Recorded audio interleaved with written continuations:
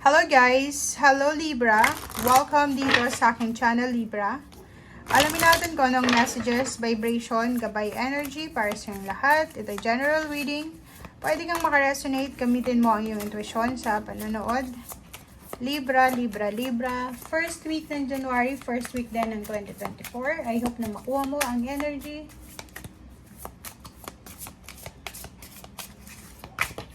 Okay, one card. Wow, Libra.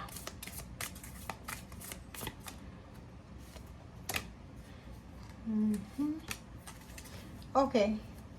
So, first four cards natin is a blessing on a homecoming, a blessing for solace and hope, and then, wow, 35-13. Ang galing na ito, Libra. Nakikita ko sir dito, parang nakikita mo ba yung nakikita ko? Resonated ka sa Aquarius and then Gemini. So, pwede mong panoorin or kahit kung may sign ka na Leo. Diba? So, yun. Number 44. Number 44 natin is a blessing on the homecoming. So, sinasabi ng baraha mo dito, guys, na OFW ka ba? Or nakatira ka sa lugar na malayo sa pamilya, malayo sa lugar kung saan ka isinilang. Kasi, posible dito yung homecoming eh. Parang, ang iba sa inyo dito is, message ito from your angels na kailangan mong maging committed, maging focus ka. Kasi, babalik sa'yo kung ano yung nawala sa'yo. Pwede din itong pauwi ng Pilipinas, pauwi sa lugar kung saan sila galing. Pero, ang homecoming nito, pwede din tong perang nawala sa'yo. Diba, Libra?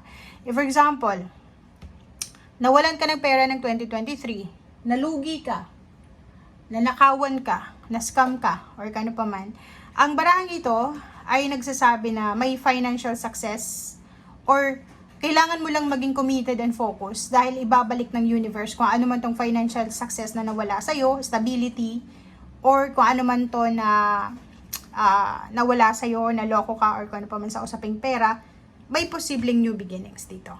Okay? Okay. Next is a blessing for solace and hope. Ganon din dito. Sinasabi ng baraha mo dito na posibleng magkakaroon ka ng pag-asa. May pag-asa dito para makapagsimula ka ng bagong buhay. Diba? If for example, feeling mo wala ng pag-asa kasi malaking halaga yung nawala sa'yo sa 2023, or pwedeng nawala ng relationship, nawala ng tiwala sa'yo yung relationship mo, parang nag-away kayo, hindi mo alam kung magbabalik pa ba. So, etong 41 na to, a blessing for solace and hope, sinasabi ng baraha sa'yo na nire-remind ka ng ating universe na push forward, diba, towards your goals, and trust the process, trust your journey, okay? Sa either love, money, or personal growth ito, sinasabi na may new beginnings, may abundance, prosperity na pwedeng dumating sa inyo. Ang galing niya, no? And, ganun din, number 13, a blessing for good men and father. So, may mga support system ka dyan. It's either babae ka man or lalaki. May mga lalaki sa buhay mo na handang tulungan ka, handang damayan ka sa kung ano man ito na mga pinagdadaanan natin sa buhay. And number 35, a blessing to bring clarity. Yun, ibig sabihin yan guys, yung mga bagay-bagay na hindi klaro sa'yo sa nakalipas na taon, ay posibleng magiging balanse ngayon, magiging klaro. Yung parang, anong tawag dito? Confusion. May mga iba sa inyo dito na confused sa nangyari sa 2023, or hindi nyo alam kung anong posibleng susunod sa 2024. Kasi may iba, diba, na, ay, nako, walang pagbabago. 3 taon na, 21, 20, 21, 22, 23. Parang ganun. Walang nagbabago. So, nag-i-stay tayo, nagiging stagnant tayo sa negativity. So, dito sa barahang to, sinasabi ng a blessing to bring clarity na may major changes na parating sa buhay mo. Okay? Medyo yung iba sa inyo dyan, Libra, natatakot, di ba? Sino ba naman hindi matakot? Hindi natin alam kung anong darating sa 2024. But, dito sinasabi ng baraha sa iyo na have faith. Everything is working out for you. For your highest good. And trust the universe, trust your plan, trust the plans of the universe, and remain open to new possibilities. Ito yung sinasabi niya eh. So, hindi tayo dapat kumontra dito. Kasi yun yung sinasabi ng baraha.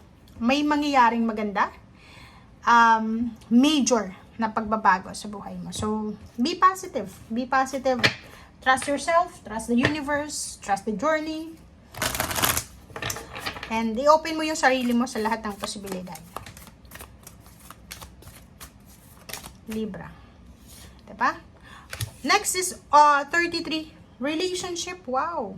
So, parang sinasabi sa'yo dito ng baraha na may posibleng pag-asa. Yun nga yung sabi ko sa'yo kanina.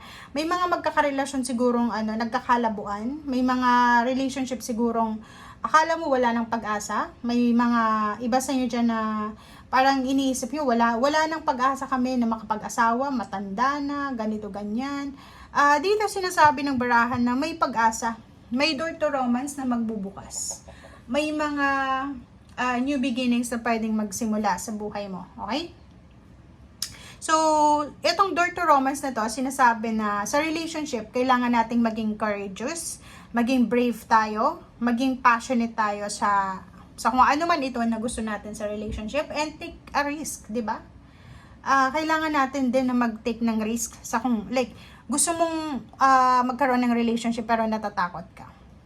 So, dito sinasabi ng barahan na sa goals naman sa buhay, make sure na may ultimate goal tayo. May passion tayo sa goal natin. And maging objective tayo sa kung ano man itong gusto nating mangyari. Okay?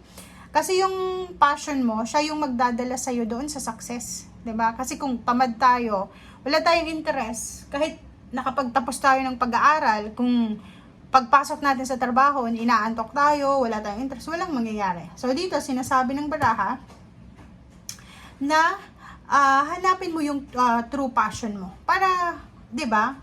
Lahat ng gagawin mo, masaya ka. Tingnan mo yung mga yung mga empleyado na sobrang passionate sila sa ginagawa nila. Tulad nito, 'di ba, sa tulad nito sa YouTube, 'di ba? Kung hindi ako Libra, pero kung hindi ako passionate sa ginagawa ko, mabilis akong mapagod kasi nakakapagod yung pagsasalita. But masaya kasi na-express mo yung yung kung ano yung sinasabi ng baraha dito. Nakakatulong ka, and at the same time nag-enjoy ka, 'di ba? So yun. And dito sinasabi ng baraha sa iyo dito na positibo. Yun yung pinaka sekreto dito is always positive and may pag-asa. Huwag mong isipin na walang pag-asa kasi ito po yung puno to ng pag-asa eh. Huwag kang matakot sa nakaraan, sa kinabukasan. I-let go mo yung fears, i-let go mo yung burdens, yung worries, and yun, i-enjoy mo yung life journey mo. May magsasabi na, paano namin may enjoy? Wala naman kaming ganito, ganyan, wala kaming pera, wala kaming relationship. Nako guys, may pinaka importante dyan na ma-enjoy. Sarili mo. Dapat yung sarili mo, importante yan. Siya yung pinakabida dito sa mundo, yung sarili mo. So, bakit mo ididepende yung enjoyment mo sa pera, sa relationship? Diba? Dapat yung sarili mo yung ma-enjoy mo. Kailangan mong namnamin, be thankful, be grateful dahil nandito ka sa mundo. Okay? So, yun. And sinasabi ng baraha sa'yo dito na believe in the impossible. Diba? Walang imposible sa mundo. Walang imposible. Lahat ay posible.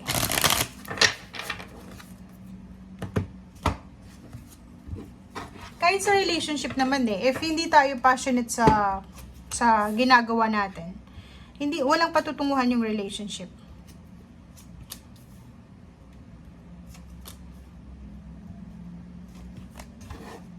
Okay.